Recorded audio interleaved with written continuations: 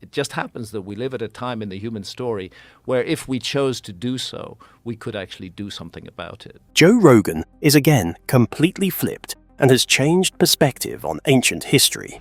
The Ice Age map, according to Hancock, isn't just a typical map on textbooks. It might just have revealed a fact that scientists overlooked despite clues of civilization. Suddenly, what humanity believed all this time might be a mistake, as its origin is not that linear anymore.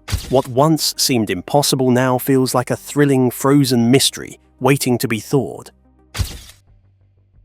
Body the map that changes everything. For years now, Joe Rogan has been one of the biggest platforms for open-minded, unconventional thinkers, whether it's talking about aliens, ancient civilizations, or unexplained anomalies in history. Rogan has always had a curiosity about the big questions that mainstream science often avoids or dismisses. But in one of the more eye-opening conversations he's had recently, something changed. Graham Hancock, a name that's become almost synonymous with challenging the official story of human history, brought in an Ice Age map that completely shifted Rogan's perspective. And it's not hard to see why. Hancock has been making waves for decades, arguing that civilization as we know it didn't just start 6,000 years ago with Mesopotamia, as many archaeologists claim. Instead, he believes there were highly advanced civilizations during the last Ice Age, ones that were wiped out by a massive cataclysm, most likely around the end of the last glacial period, roughly 12,000 years ago. His theory is bold, that history as we've been taught is incomplete and possibly even wrong. But the map he recently shared with Rogan wasn't just some fantasy chart or ancient artwork. It was grounded in actual geological data and modern science. This map, based on studies of ancient coastlines, shows what the Earth looked like when sea levels were drastically lower, about 400 feet lower, during the peak of the last Ice Age. What's shocking is how many potential sites of human civilization would have been along those coastlines. Today, those areas are all underwater. If there had been advanced human societies living along these shores, we'd never know about them unless we start seriously exploring the ocean floors. This map challenges the core assumption that no advanced cultures existed that long ago, and it makes a lot of sense when you think about it.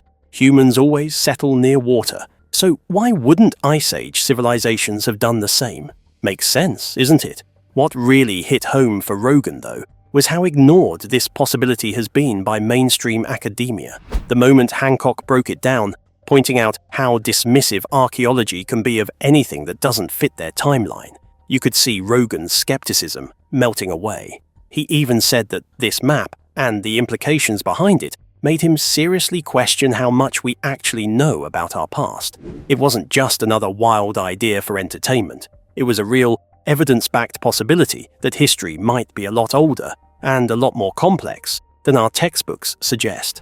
Hancock also brought up sites like Göbekli Tepe in Turkey, which date back around 11,600 years, a timeline that just so happens to match the end of the Ice Age and the global floods mentioned in mythologies across cultures. If this one site managed to survive that long and still defy mainstream dating expectations, how many others are hidden beneath the seas or buried under layers of sediment? That's the bigger point Hancock is trying to make.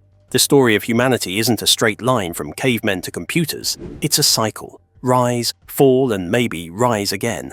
And if we don't start rethinking our assumptions, we're missing a massive chapter of our own story. The conversation between Hancock and Rogan wasn't just entertaining, it was a wake-up call. It showed how easily even well-informed people like Rogan can have their minds changed when they're presented with compelling evidence outside the norm. The truth, as Hancock points out, might be underwater, forgotten by time, but waiting for us to rediscover it. What this Ice Age map represents is more than just a change in sea levels. It's a symbol of how much we still don't know.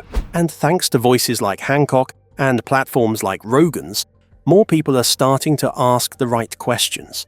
Are we really the first advanced civilization, or are we just the latest? The discovery of the glacial period. In the mid-18th century, local alpine residents began attributing large erratic boulders and landscape features to the action of glaciers, long before the idea became accepted in scientific circles. Pierre Martel recorded these observations in 1744, and similar reports followed, such as from Jean-Pierre Perraudin in 1815, and others across the Alps, and even in the Chilean Andes. Scientists began theorizing glacial activity as a cause of erratic materials. In 1742, Daniel Tilas suggested sea ice as the transport mechanism. Later, James Hutton in 1795 and Goran Wallenberg in 1818 pointed to glacier activity, though they saw it as a regional phenomenon. Jens Esmark proposed a global glaciation theory in 1824, linking it to climate changes caused by shifts in Earth's orbit, a revolutionary idea later adopted by other European scientists. Perraudin tried to convince Jean de Charpentier of glacial origins of alpine features, but Charpentier initially dismissed it. After the 1818 ice dam burst near Val de Bagnes, engineer Ignaz Venetz supported Perraudin's glacier theory. In 1821, Venetz presented his ideas, which gained wider attention after Charpentier published them in 1834. Meanwhile, Karl Schimper was independently studying erratic boulders in Bavaria and concluded that ice transported them. He coined the term Ice Age, Icite, in 1837, and collaborated with Louis Agassiz and Charpentier. Agassiz publicly presented their findings in 1837 and published a book in 1840, which led to conflict with Charpentier and Schimper, as Agassiz did not credit their contributions. Despite initial skepticism, the Ice Age theory gained broader acceptance by the late 19th century, particularly after James Kroll provided a compelling explanation for glacial cycles in his 1875 work, Climate and Time. Understanding how scientists know about past ice ages comes down to three main types of evidence: geological, chemical, and paleontological. Each offers a different perspective on how Earth's climate has changed over millions of years. While interpreting these clues isn't always easy, together they form a strong case for the reality and history of ice ages. Geological evidence is perhaps the most visible. It includes features like glacial moraines, drumlins, striated rocks, and scattered erratic boulders, huge rocks that seem out of place because they were carried far from their origins by glaciers. These signs are left behind as glaciers advance and retreat across the land. However, as glaciers come and go, they often erase evidence of earlier glaciations, making it tricky for scientists to piece together the full picture. For a long time, people assumed that ice ages were short and that the warm periods between them were much longer. But with the development of sediment and ice core analysis, that idea changed. We now know that glacial periods were actually much longer than interglacial ones, flipping the old theory on its head. Chemical evidence adds another layer of detail, especially from ice cores and deep-sea sediment samples. Scientists look at the ratios of isotopes, versions of elements like oxygen, in the cores to estimate past temperatures. Because lighter isotopes evaporate more easily in warmer climates, their presence can indicate a shift in temperature. Air bubbles trapped in ice cores also hold tiny samples of the ancient atmosphere, giving us direct insights into conditions at the time. Although this kind of evidence is powerful, it can sometimes be influenced by other environmental factors, so interpreting it requires caution. Then there's paleontological evidence, which involves studying fossils and where they were found. More proof of the era. Let's continue. During colder glacial periods, cold-loving species spread to lower latitudes, while warm-adapted plants and animals either moved south or died out. This pattern of movement gives clues about past climates. However, using this type of evidence effectively requires finding well-preserved sediment layers from different time periods and locations, identifying species that lived for millions of years without much change, and making sure enough fossils have actually been found to analyze. These conditions aren't always met, so paleontological evidence can be harder to work with. Despite the challenges in all three areas, scientists have been able to build a solid understanding of Earth's glacial history. Ice core and ocean sediment data now provide a reliable timeline of glacial and interglacial periods going back millions of years. These findings also support the idea that when we find glacial features in very old rock layers, long before we had ice cores, they're good indicators that ice ages occurred back then too. Altogether, geological, chemical, and paleontological evidence work together to confirm the long and complex story of Earth's shifting climate. The deeper Ice Age analysis. Ice Age is not exactly the setting where you'd imagine a thriving civilization, right? But over the years, more and more people have started asking a pretty intriguing question. What if there was some form of civilization during the Ice Age? I'm not talking about flying cars or skyscrapers, but what if there were organized societies, trading systems, early engineering, or even lost knowledge that we just haven't uncovered yet? To understand why this idea isn't completely far-fetched, we've got to consider how long modern humans have actually been around. Homo sapiens have existed for at least 200,000 to 300,000 years. The last ice age, often referred to as the last glacial maximum, peaked around 20,000 years ago and ended roughly 11,000 years ago. That means we, as a species, were already around long before and during that time. If you give intelligent beings that much time, it seems pretty reasonable to think they might do more than just hunt and gather. Sure, the harsh conditions would limit development in some areas, but in other parts of the world, like along coastlines or in temperate zones, it might have been possible to build something a little more advanced than just stone tools and fire pits. And here's where things get a little mysterious. Around the world, there are ancient sites and myths that hint at lost knowledge and possibly forgotten civilizations. Again, the Göbekli Tepe in Turkey, for example. This massive stone temple complex was built over 11,000 years ago, right after the Ice Age ended, and yet it shows signs of complex organization, architecture, and belief systems. That site alone pushes back our understanding of when humans became civilized. And it raises the question, what else is buried under layers of earth and time? What might have been lost when sea levels rose at the end of the Ice Age, swallowing coastlines and any settlements along with them? Let's not forget that rising sea levels would have hidden many potential clues. During the Ice Age, so much water was locked up in glaciers that sea levels were over 100 meters lower than they are today. That means entire ancient shorelines are now underwater. If humans liked living near the coast back then as much as we do today, then it's totally possible that many early communities or proto-civilizations got drowned, and we just haven't found them yet. Some even believe this could explain stories like Atlantis, a once thriving land swallowed by the sea. Of course, we should be careful not to jump to conclusions without evidence. Archaeology is a science, and extraordinary claims need extraordinary proof. But still, it's not about believing in ancient aliens or lost magical kingdoms. It's about recognizing that we might be missing a whole chapter, or several, of human history. Maybe there were civilizations during the Ice Age that didn't look anything like ours today, but they might have had systems of governance, spiritual practices, knowledge of astronomy, or even forms of proto-writing that didn't survive. So, is it possible that there was civilization during the Ice Age? We can say yes, it's not only possible, but increasingly plausible. It might not have been what we traditionally think of as civilization, but it could still count as organized, advanced, and socially complex. The more we discover, the more we realize that ancient humans were smart, creative, and capable of way more than we used to give them credit for. And honestly, that makes the story of human history way more exciting. Survival in the frozen era.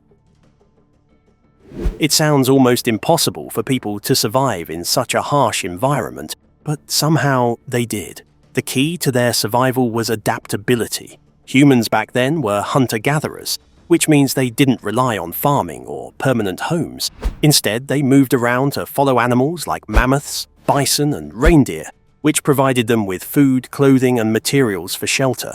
They also gathered edible plants, roots, and berries when they could find them. Life wasn't easy, but these early humans were incredibly resourceful. Shelter was one of the biggest challenges. In the coldest regions, people built homes out of bones, stones, and animal hides. Archaeological discoveries show that mammoth bones were often used to construct frames for tents or huts. which were then covered in furs to keep out the cold. Fire was essential, not just for warmth, but also for cooking and protection from predators. They didn't have lighters or matches, of course, so they likely used friction or struck stones together to create sparks. Over time, they learned how to keep fires going for days or even weeks. Clothing was also crucial. People wore layers of fur and leather stitched together using bone needles and sinew thread. It wasn't fashion-forward, but it worked. Even though it is believed that they didn't have modern tools or technology, Ice Age humans developed surprisingly advanced skills. They made stone tools for hunting and cutting, used spears and atlatls, spear throwers, and even painted art on cave walls, like the famous ones found in Lascaux, France. These paintings show animals and hunting scenes, and they tell us that early humans had not just survival skills, but creativity and a sense of culture. Still, this doesn't mean they had civilizations the way we think of them today. Scientists generally agree that there weren't full-blown civilizations during the Ice Age for a few reasons. First, civilization usually involves farming, permanent settlements, organized government, and written language. But during the Ice Age, most humans were nomadic, constantly on the move to find food and avoid the worst of the cold. Agriculture didn't really develop until after the Ice Age ended, when the climate warmed up and the environment became more stable. Once people could plant crops and stay in one place, permanent villages started to form, and eventually, the first civilizations like Mesopotamia and Egypt emerged thousands of years later. Another reason scientists believe there were no civilizations is because we haven't found the kinds of structures or artifacts that would suggest complex societies. There are no remains of cities, palaces, or temples from that era, just small campsites, tools, and art. Civilization requires a surplus of food, specialization of labor, and social hierarchies. Those things don't tend to develop when everyone is focused on basic survival in an extreme climate. The Ice Age world was too unpredictable and demanding to allow for that kind of stability. That said, our ancestors were far from primitive. They had deep knowledge of the land, passed down stories and survival techniques, and developed early forms of cooperation and community. Without those foundations, civilization never would have come later. So even though they didn't build empires, they laid the groundwork for everything that came after. People survived the Ice Age not with cities or machines, but with resilience, adaptability, and strong social bonds. It wasn't civilization as we define it today, but it was an incredibly important chapter in human history. The fact that they endured such brutal conditions is a testament to how tough and clever our species really is. The need for more convincing proofs. Over the last few decades, voices like Graham Hancock's have shaken that assumption, suggesting there might have been sophisticated civilizations long before the ones we traditionally credit with starting human progress. Hancock, along with other researchers and alternative historians, argued that the Ice Age wasn't just a time of survival, but could have been home to advanced societies that were wiped out by cataclysms like massive floods or comet impacts. Looking ahead, the future of studying these Ice Age civilizations feels like it's on the cusp of a big breakthrough. Technology is advancing super fast. Things like ground-penetrating radar, satellite imagery, and underwater archaeology are uncovering evidence that wasn't accessible even 10 years ago. For example, underwater ruins found off coastlines that were dry land during the Ice Age hint at lost cities swallowed by rising seas after the glaciers melted. This is exactly the kind of stuff Hancock and others have been theorizing about, and now science is catching up to explore it seriously. Another exciting angle is the interdisciplinary approach. Instead of just sticking to traditional archaeology, experts are bringing in geology, climatology, and even genetics to piece together what really happened during the Ice Age. New dating techniques are also challenging old timelines, making it possible to verify or question long-held beliefs about when civilizations appeared and disappeared. These combined efforts might one day provide solid proof of advanced Ice Age cultures, or at least give us a clearer picture of human history's foggy early chapters. Still, the path isn't straightforward. Mainstream academia is often skeptical of claims like Hancock's because the evidence can be controversial or incomplete. But as more discoveries emerge and the tools to study them improve, that skepticism might turn into curiosity and eventually acceptance. The key will be patience, open minds, and more cross-disciplinary collaboration.